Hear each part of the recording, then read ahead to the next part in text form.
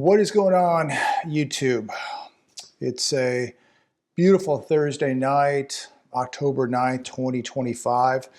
And I have a lot of time on my hands here. The crew has gone home. It's about 10 o'clock at night. Nugget and Turbo are just hanging out with me here. And I had a little bit of time, and I was reading an article. I thought I'd share it with you. This video will drop Friday morning. But while I have the time to do this, might as well make some videos. Michael Snyder, theeconomiccollapse.com, 18 reasons that America is collapsing, proof that America is collapsing, that the U.S. economy is collapsing. Number one, according to ADP, the U.S. lost 32,000 jobs last month. That was the sharpest drop in 2.5 years. Two, the number of long-term unemployed workers in the U.S. has risen to the highest level since the health crisis. Reuters reported that over 150,000 federal workers permanently left their jobs. I believe that was last week. Four, the number of movie jobs in Los Angeles County has fallen by 30% in just 2 years.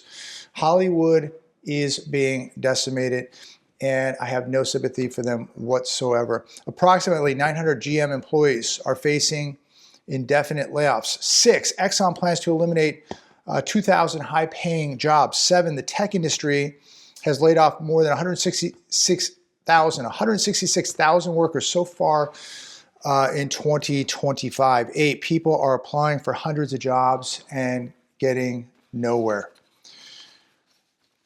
The job market is shrinking. We are witnessing a labor crisis take place right now. Really interesting article on the Hal Turner radio show. Deutsche Bank, the AI bubble is the only thing keeping the U.S. economy together. And I will ask all of you, what happens when this bubble is pricked? You know what's going to happen. It is going to absolutely decimate the U.S. economy. The market's still floating.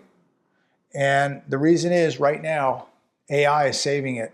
But AI is in a bubble. This is going to be a repeat of the dot-com bubble, but much worse because you're looking at big problems in commercial real estate, big problems in residential real estate.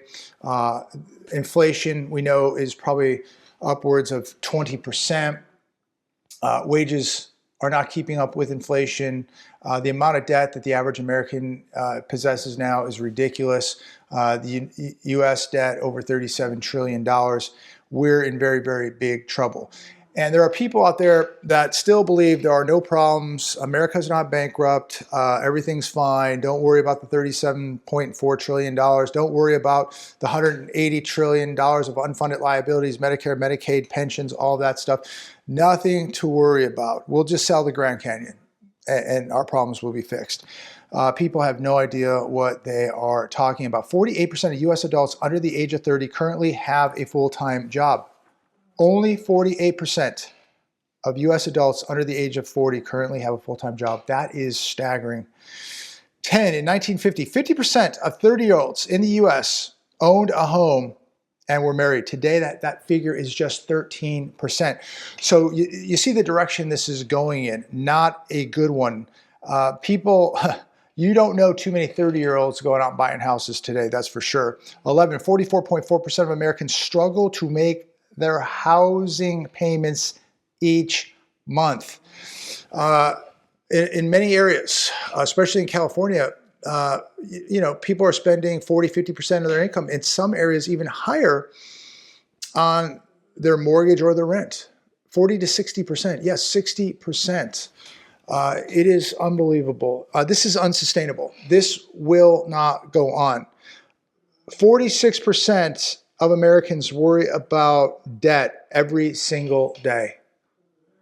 I think that there are a lot of people out there not sleeping very good at night, and I have made a lot of videos talking about avoiding debt, not taking on debt. The best thing you can do in life, one of them, is obviously not get yourself entangled in debt. It's, and the best way to avoid it is just not to do it. Just like a drug addict. Best way to not become a drug addict is never try a drug. Stay away from debt, ladies and gentlemen. Stay away from the credit cards, period. 13, prices were slashed on 19.3% of home listings last month. So this isn't 2 years ago, that is for sure. This is not the same housing market. I was talking to a friend of mine today. His house has been on the market for a while. Nothing. Nobody's looking at it. Nobody's calling. Nobody's interested. And I said, look, the only way you sell this thing is by dropping the price.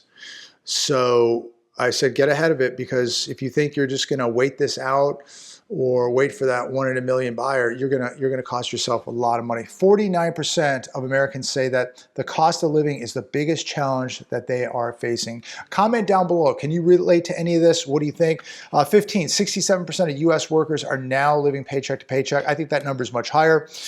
16, ground beef is up 12% over the past year. Beef prices are astronomical, especially if you want good beef. 17, the number of cows in the U.S. has fallen to the lowest level since 1951. How is this even possible? If you go to the butcher, when I was in California, I went to a store called Bristol Farms, and they basically sub out these ranches and grow their own beef. And it's 100%, no antibiotics, no drugs, no hormones, none of that. And it's fantastic, fantastic beef. And I'll tell you what, I will sacrifice other things in order to have a good piece of meat and pay the price for it, because I just think it's healthier, it's more satisfying, nothing goes to waste. And when you go to the butchers now, the meat department has shrunk so much because people just aren't paying $27 a pound for a T-bone or a New York, and they're not paying $40 a pound for prime. So the meat department has really shrunk. 18, the cost of living, or the cost of living the American dream now costs $5 million. A lot of people never going to be able to retire in this country. People are going to work until the day they die. It's a sad state of reality. I'm seeing older and older people having to work jobs, waitressing, greeters at Walmart. They're doing whatever.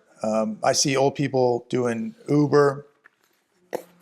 And look, if you're older and you want to work, God bless you. I think it's great to be active. It's great to do something. It's great to make a little extra money.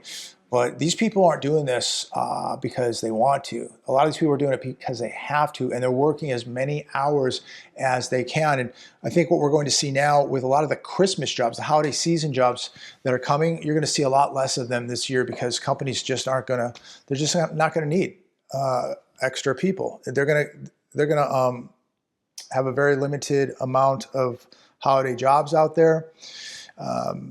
You can already see that the trucking numbers are down, the transport numbers are down. This is going to be a very, very bad Christmas. And you can already see the amount of jobs that they're predicting that they're going to be hiring is way down for the holidays. So a lot of people depend on that too. A lot of people depend on those holiday jobs for that extra, couple bucks, to start out the new year. And they're not going to get it this time. They're not going to get it this year. Many of those jobs are going to be gone. They're not going to exist this year because the economy is absolutely horrible. And look, they can shake and bake the numbers all they want with GDP, the Christmas numbers, housing, all that, inflation, unemployment. They can shake and bake it all day long. You know as well as I do what's going on out there. It is much worse than the average American can even believe. So what do? We continue to stay on path. We continue to prepare, do the best we can. Look, I moved all the way to Alabama, 2,000 miles. I know that not everybody's going to do that. I know that not everybody can do that for many, many reasons. But there's always something we can do no matter where we live, and we should really be thinking about doing something. So I don't have all the answers, ladies and gentlemen, but I'm just exposing some of the problems so that you can think outside of the box and come to your own conclusion about what you should be doing in order to prepare for this. Now, many people will say, oh, I just hope it gets better, or I'm just going to leave it in God's hands, or it's all going to just turn around. The politicians are going to save us. The Fed will save us. Bad strategies, really bad strategies. be really, really careful. Something's brewing out there, and this is something we have never seen before. We've never seen this many bubbles.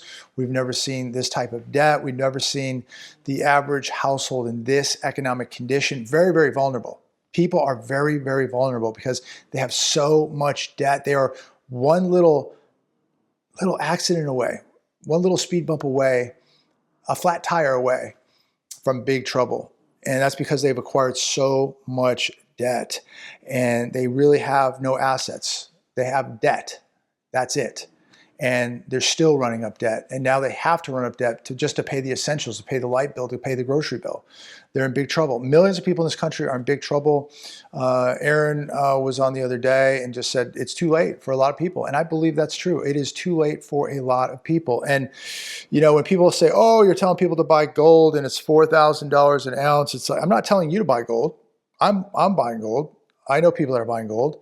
I see people still going to Disneyland. They're still going to Vegas. They're still going to football games and basketball games. So people still have some amount of money, and they're choosing to just have fun with it and not use it for preparations. Because, you know, buying some coins, gold or silver, it's not sexy. It's not fun.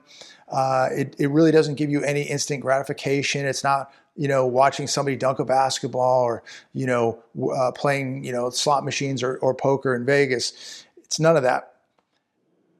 But it's insurance, and it could save your butt. And the people that still want to go out and gamble and party and, you know, live a lifestyle they can't afford, they have a rude awakening coming for them. And I pray to God that you are not doing this. Be really cautious out there how you're spending your money, what you're spending it on. Things are going to get really, really volatile here. I really do believe that. I'm going to leave it there tonight.